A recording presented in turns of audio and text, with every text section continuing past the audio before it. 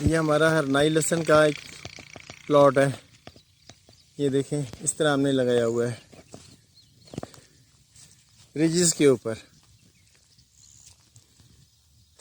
ये आप देखिए, माशाल्लाह माशाल्लाह कितनी ज़बरदस्त इसकी ग्रोथ है। इस तरह हम तमाम बेड्स पे और रिजिस पे लहसुन काश्त करते हैं। ये हमारे हरनाई का खेत है। ये माशाल्लाह देखें आप, मैं इसको क्लोज व्यू करूं, ये देखें आप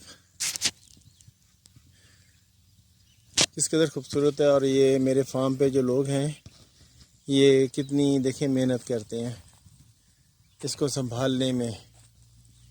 ये देखें आप, अल्हम्दुलिल्लाह, अल्लाह का बड़ा ही शुक्र है। बड़ी अच्छी फसल हमारी हमेशा जो है ना, हरनाई चाइनीज़ की होती है, G1 की होती है। माशाल्लाह माशाल्लाह माशाल्लाह, हर तरफ आप देखें, अल्लाह की बड़ी रहमत है। एक छोटा सा ये हमारा प्लॉट है, बाकी लहसुन दूसरी तरफ लगा हुआ है। अल्लाह की बड़ी रहमत और करम है।